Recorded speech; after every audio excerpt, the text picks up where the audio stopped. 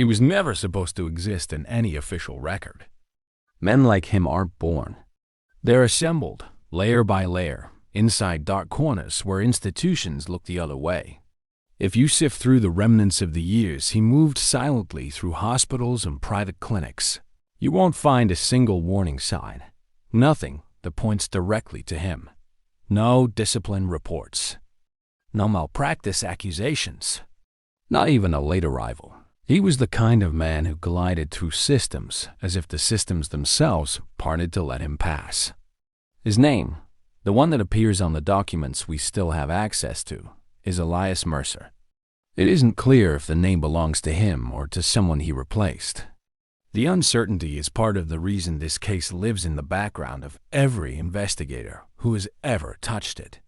Elias Mercer didn't break rules. He erased them. He didn't hide in shadows. He made people believe the shadows were empty. The earliest traceable moment in his timeline is from 1998, when he appears working as a surgical resident at Holloway Medical Center, an old teaching hospital tucked between two blocks of aging apartment complexes. Back then, everything about the building felt slightly mismatched. The floors tilted in odd directions, the pipes clanged without rhythm, and the walls hummed at night as if settling into themselves. Maybe that was why Mercer fit so cleanly there. The environment accepted those who were already slightly out of place. Colleagues described him in ways that contradict each other. Some called him brilliant. Others said he was unremarkable. A few remembered him as unusually polite. Others said he barely spoke. The inconsistency became one of the first unsettling threads in the investigation years later. How could so many people interact with the same man and walk away believing they had met different versions of him? Mercer's surgical abilities were precise, almost painfully so. Not exceptional, never showy, never innovative, but flawless in a way that made supervisors trust him without question. He seemed to understand anatomy the way a musician understands an instrument, not as a series of parts, but as a structure that vibrated under certain conditions. When he held a scalpel, his movements were neither hesitant nor confident. They were inevitable. Throughout that first year, Holloway Medical Center saw a quiet uptick in what were labeled unresolved postoperative complications. They were never fatal. Not then. A few were infections. A few were unexplained inflammations. A few patients reported pain that didn't align with their procedures. One patient described the sensation of something missing without being able to name what that something was. These anomalies were studied in internal meetings that led nowhere. Nothing pointed toward negligence or malpractice. Nothing suggested wrongdoing. The cases faded in the same way unusual weather is noticed briefly, forgotten quickly. Mercer, meanwhile, blended deeper into the hospital's fabric. He volunteered for extra shifts. He took the late-night hours that most residents avoided. He preferred long procedures, the ones that required stillness, patience, and unwavering concentration. He wasn't ambitious in the traditional sense. He didn't compete for accolades or attention. He simply focused on the work. And, at least for a while, the work looked clean. What went unnoticed during those first months were the gaps in his schedule's small windows of time that didn't appear on the hospital logs. A patient woke from surgery to discover she had been moved to a different room. Nurses insisted she had been delirious and confused, a common reaction to anesthesia. But she remained adamant that someone had stood over her bed, examining her with detached curiosity. Not a nurse, not her surgeon, someone else entirely. She described the sensation not of being watched, but of being measured. When investigators later reviewed her chart, they discovered the room transfer had indeed occurred, and the order had been signed electronically using a physician ID code that had been deactivated 2 years prior. That discovery came too late. By then, Mercer had already left Holloway Medical Center. He vanished from the record as smoothly as he had entered it. What followed was a gap in his timeline that lasted nearly 5 years. No employment records, no certifications, no tax filings, no address history. It was as though he had stepped out of the world. In truth, he had stepped deeper into it, just not in ways the world bothered to track. Years later, when his name resurfaced at another institution 2 states away, the pattern began again. Unresolved complications. Unexplained protocol deviations, vanishing forebags, altered patient charts, and always those slivered windows of time where he moved without being seen. By the time authorities realized the pattern was repeating, the pattern had already evolved. Mercer didn't just take what he wanted. He began selecting what he wanted to keep. There's a moment in every long investigation when a pattern stops looking like coincidence and begins to feel like intent. For the team that eventually dedicated years to reconstructing Mercer's movements, that moment came when they reviewed the files from St. Bertram's Surgical Institute, the facility where his name resurfaced after the 5-year gap. St. Bertram's wasn't a traditional hospital. It catered almost exclusively to elective procedures, reconstructive surgery, specialist operations, and private consultations that ran on cash rather than insurance. Within weeks of his arrival, the operations director noted privately that March had an unusual level of anatomical fluency for someone ranked below a full surgical position. But he never questioned it publicly. Competence rarely raises alarms. St. Bertram's kept meticulous logs of its surgical equipment, but investigators later discovered the logs were sometimes retroactively edited. Most of the edits occurred on nights Mercer was scheduled in the building. At the same time, the facility began to see a quiet rise in post-operative anomalies, similar to those once recorded at Holloway. Nothing fatal yet. Patients complained of a strange pressure, of numbness in areas unrelated to their procedures, of discomfort they couldn't articulate. One man described waking from anesthesia with the uncanny sense that someone had been inside the wrong part of him, a phrase that made no clinical sense, but which later investigators regarded with the kind of unease that lingers in the mind long after the paperwork is filed. The incident that forced St. Bertram's to reassess its internal oversight happened 5 months after Mercer's arrival. A patient undergoing a routine tendon repair was found to have an unidentified incision along his lower abdomen, small, clean, expertly closed. The surgeon who performed the tendon repair swore he hadn't made the incision. His team confirmed it. The anesthesiologist insisted the patient had been fully sedated throughout the procedure with no interruptions. But the incision existed. It had been made with surgical precision. And more disturbingly, a small cluster of tissue had been removed, tissue that the patient didn't know was missing. Staff members later recalled he never seemed tired. Even after marathon shifts, he appeared calm-focused, as if energized by the work rather than drained by it. What investigators couldn't explain were the breaks he took during long procedures. He would step away from the table for several minutes, excusing himself under the pretense of consulting a reference chart or checking on another scheduled case. Surgeons assumed he was fulfilling some routine duty. Nurses believed he was retrieving instruments. Anesthesiologists thought he was confirming patient histories. But none of his explanations aligned with the facility's internal movement logs. The few functioning cameras in St. Bertram's, mostly placed to monitor supply rooms rather than hallways, captured fragmented glimpses of him moving in and out of restricted areas with a posture too deliberate to be incidental. All of this remained buried until the night of the power outage. The blackout lasted only 12 minutes, caused by a blown transformer in the older wing of the building. Most staff members used the downtime to stabilize patients and secure essential equipment. It was routine emergency protocol. But in those 12 minutes, one of the ORS registered a brief power fluctuation completely separate from the outage. A generator connected to operating suite 4 turned on automatically, even though the room was empty. When technicians reviewed the backup logs, they noticed something strange. The generator had been manually overridden.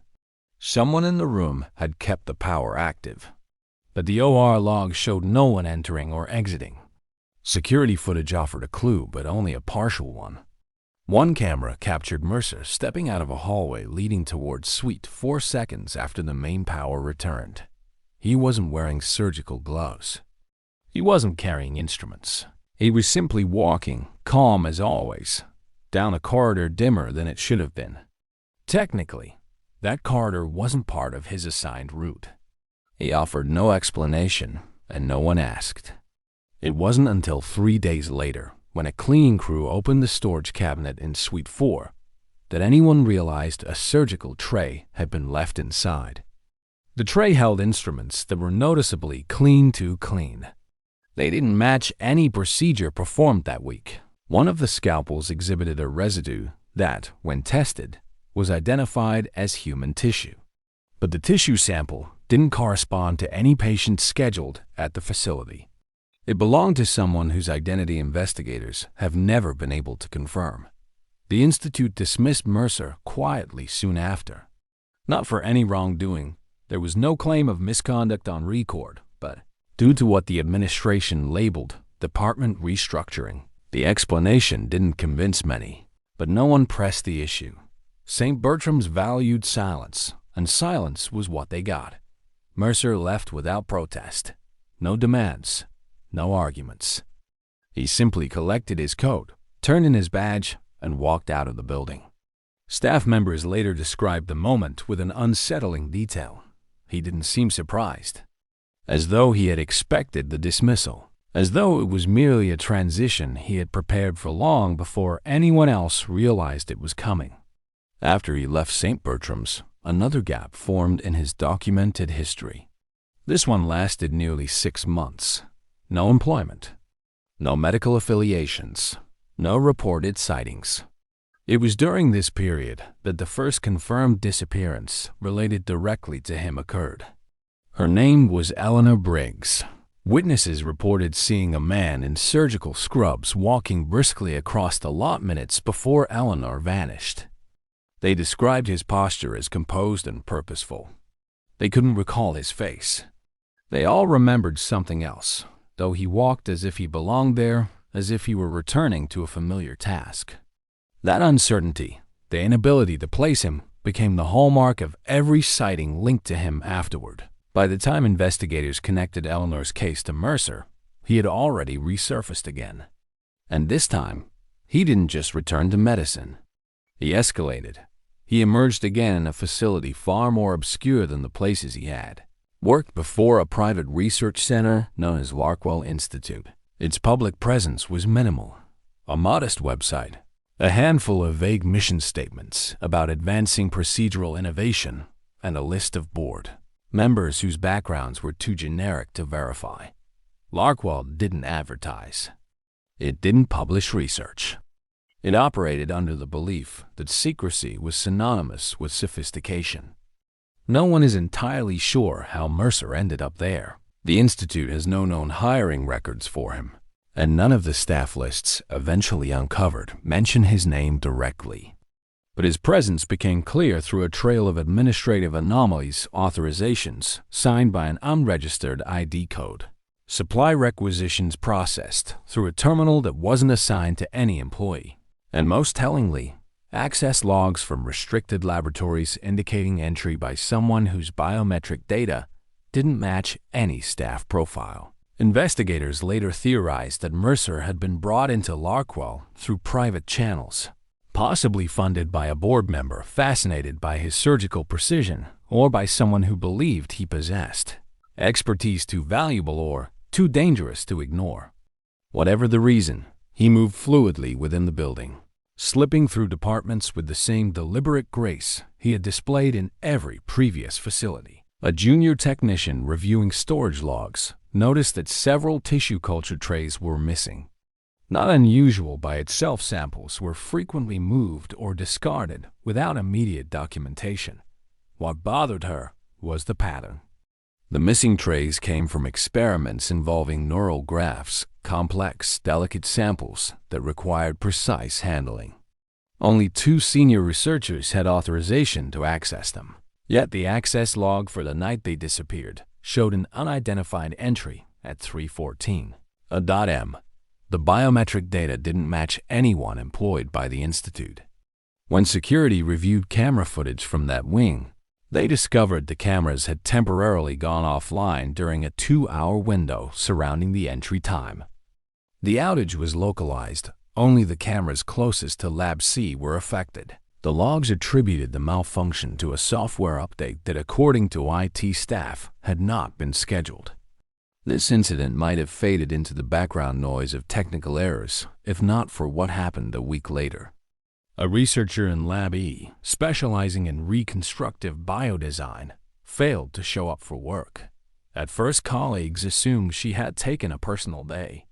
But after 24 hours of silence, HR attempted to contact her and found her phone disconnected. Not just used to access the same restricted corridor Mercer had been slipping through under anonymous credentials. A corridor that housed, according to partial blueprints recovered later, a series of private surgical suites not included in the Institute's public floor plan. The disappearance sparked a quiet internal investigation, not involving the authorities, but a select group of senior administrators.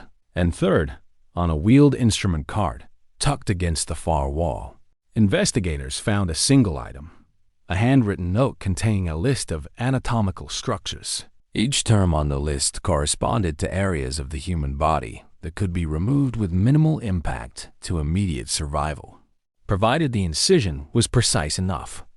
The handwriting didn't match any employee. When the Larkwell board convened privately to discuss the findings, a decision was made to suspend all access to the restricted wing. But before the lockdown took effect, someone entered the wing one final time.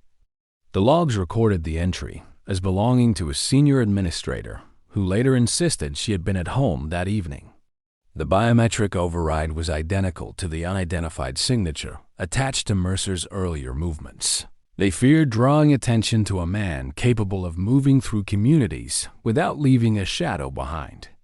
More importantly, they feared they wouldn't be able to catch him. They were right, because by the time the 9th disappearance occurred, Mercer had already shifted again, this time to a location that would become central to understanding the full scope of his work. A place investigators later referred to with a single phrase, the borrowing room. The borrowing room was a name that investigators adopted long before they had a concrete image of what it actually contained. It began as shorthand in briefing memos, a place to centralize the anomalies, the items that could not be explained away by human error. When the first officer who used the term finally walked into the room for the first time, he said afterward that it felt less like a room and more like an argument the building was having with itself. A place where utilitarian logic and private obsession had collided and, for years, quietly built a vocabulary of its own. It occupied a small annex behind a boarded storefront that had once been rented by a pottery studio. The chosen building was unremarkable. 2 floors, a dusty facade, a hand-painted sign that still read "Clay and Measures" in flaking letters. From the outside, nothing suggested anything other than long-abandoned local commerce. But inside, behind a false wall in a back corridor, a narrow door led down into a sub-basement with no official listing in property records. The door was heavy and reinforced. Beneath the labels, on display rather than hidden, were sealed, sterile containers. They were the kind associated with pathology labs, clear polymer boxes with absorbent pads, each one containing something wrapped and numbered. No blood, no gore, no sensational detail meant to provoke. Everything preserved and packaged with procedural calm. The containers did not contain whole bodies. What they held were small, unmistakable things removed with surgical precision. A section of soft tissue from the inner thigh, a strip of cartilage, a fragment of dental work with a tiny, illegible serial number etched into it. Forensic analysts later described the items in clinical reports as anomalous biological specimens because, at the time, law did not have a better term for tissue handled, preserved, cataloged, but not belonging to any available missing person. A low, humming refrigerator ran at the room's far wall. When technicians opened it, They discovered rows of even smaller vials, each labeled in the same meticulous hand. The handwriting, investigators would note in reports, had a slanted certainty to it that implied years of practice. Clean lines, technical abbreviations, no flourish. The vials contained things that would later spark debates among pathologists and psychologists, alike samples that seemed to represent an attempt to isolate function. A patch of nerve tissue here, a cluster of epithelial cells there, a sliver of cochlear matter. Items that alone were meaningless. Grouped, they suggested someone was attempting to assemble a composite idea of humanness from parts. It read like inventory crossed with obsession. Names appeared alongside shorthand codes, times, locations, and columns that investigators later interpreted as condition, retained, and noted deviation. There were smudged entries where a pen had been scrubbed frantic and restarted. There were careful notations of instruments used, the brand names of sutures, the degree measurements of incisions. Most entries were clinical, neutral. Every so often, margin notes broke the tone. A single phrase, offhand, as if the writer could not resist reminding himself of a personal taste. Prefers quiet patients. Avoid hospitals with cameras. Do not leave traces on. Bedding. The ledger made the clinical into narrative. It suggested a logic for the collections. The person cataloging these items was not merely taking them. He was testing them, comparing their properties, aligning them against an internal checklist that made sense only to him. When analysts cross-referenced the codes with missing person reports and with the precision of the incisions, the ledger became less a list and more a map of intention. One of the most chilling discoveries in the room was a series of audio files stored on drives in an encrypted folder. The drives had been placed in a lockbox and labeled with the small, almost affectionate notation, Sessions. When technicians decrypted the files months later, after legal battles that required layers of warrants and the testimony of reluctant cyber specialists, they found recordings that were, in their content, mundane. Sounds of pages turning, the clink of instruments against metal trays, the hiss of a suction device. But embedded within these mundane noises were measured scores of breathing, a rhythm the investigator assigned to a subject under sedation. Retained tissue sample from dorsal medial region. In another, the voice lamented something almost poetic. Apologies for the necessity. The material must be preserved. We are far from understanding what will be useful. That last line, we are far from. Understanding what will be useful would become one of the phrases that haunted the trial. Rooms and back offices where the case was discussed for years. It suggested that the person ordering the storage of these parts saw himself less as a killer and more as a collector working toward a future utility. It reframed the acts from impulsive violence into a cold, extended program of experimentation, which, by any clinical measure, was even harder to prosecute. If the borrowing room contained the evidence of his work, it also contained evidence of his philosophy. Taped to one shelf, behind a line of sterilized jars, was a small printed fragment of a magazine article about organ banks and the ethics of tissue donation. Someone had circled a paragraph about functional redundancy, the idea that certain tissues might be replaced without catastrophic failure, and underlined the sentence, adding the quiet note, possibilities. The contradiction of the room's presentation, sterile, organized, almost loving in its cataloging of things taken from others, compelled many officers to return again and again. They treated the items like a morbid museum, not for spectacle, but for understanding. Each visit changed their relationship with the man they were hunting. It became harder to conceive him as simply violent. He was, if anything, a technician of removal, an engineer aligning purpose and part. His crimes were not about disorder. They were about correction, though correction according to a logic only he comprehended. Publicly, the discovery of the borrowing room was kept under wraps. The press received only a carefully controlled statement about unauthorized medical materials and ongoing investigation. Internally, however, The existence of the room shifted the case from missing persons to a coordinated criminal investigation run by a task force of federal agencies. Over the next month, fragments from the borrowing room would provide leads, and leads would produce questions that led to court battles, to sealed warrants, to a cascade of denials from institutions whose reputations now rested on the line between complicity and ignorance. Most important of all, though, was what the room did not contain: the man himself. Elias Mercer, or whatever name he had been using at the time, was nowhere to be found. There was no note, no photograph, only the ledger, the drives, and the precise, obsessive cataloging of pieces taken from people who had not consented. It was as if he had turned the human body into a ledger of possibility, and then simply walked away to see which entries might later prove valuable. When investigators reassembled the timeline of his exits and entries across the region, they realized the borrowing room represented only one node in an elaborate network. It became a test of whether a civilization could contain its own hidden impulses, and whether the people charged with protection could admit how porous the boundary between care and exploitation actually was. At the center of it all, the ledger sat open on a sealed evidence table, its pages whispering like a list read by a man with a scalpel for a voice. The investigators read and wrote, traced and circled, and every so often, when a new fragment matched an entry, their relief was quiet and incomplete. They had found pieces, but not the pattern's heart.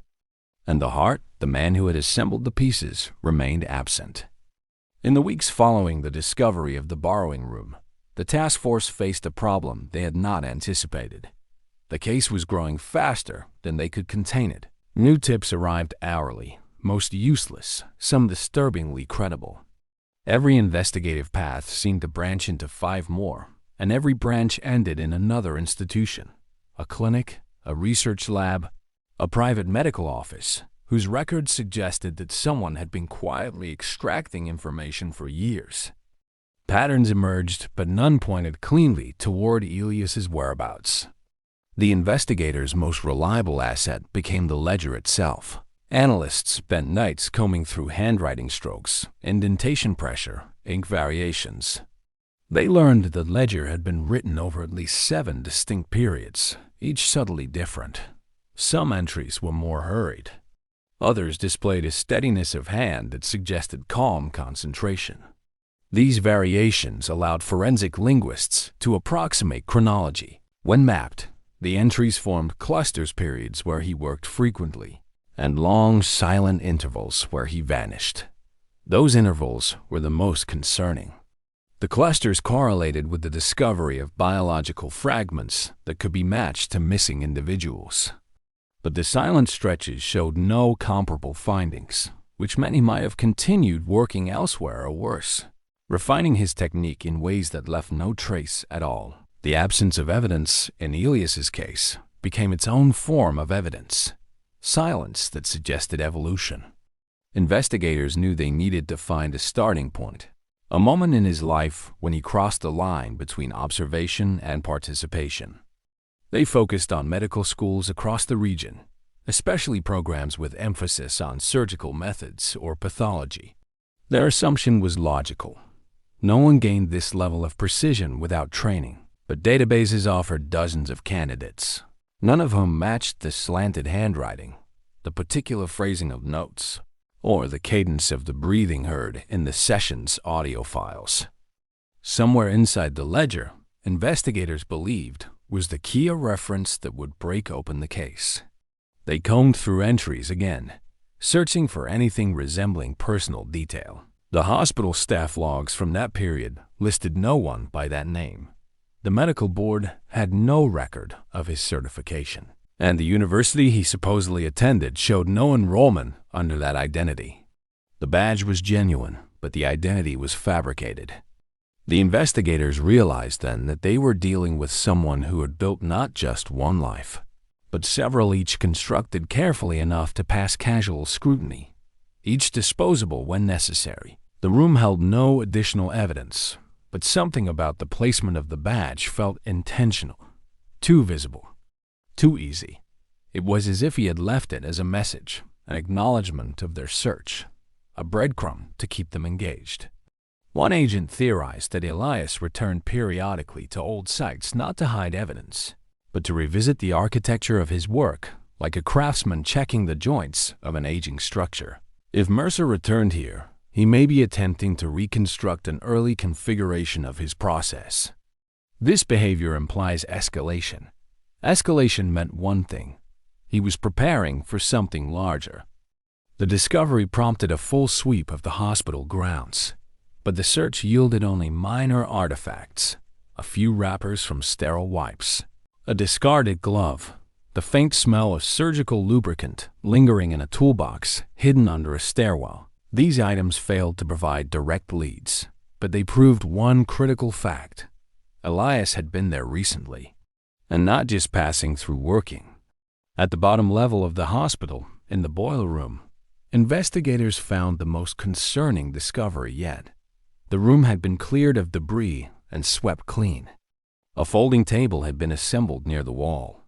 Upon it were chemical containers, measuring tools, and a partially disassembled machine whose purpose was unclear. But none of them, at least not yet, realized the most disturbing detail. The footprint trail that led them to the observation room had only one set of prints. But in the boiler room, two distinct sets were found. One belonged to Elias.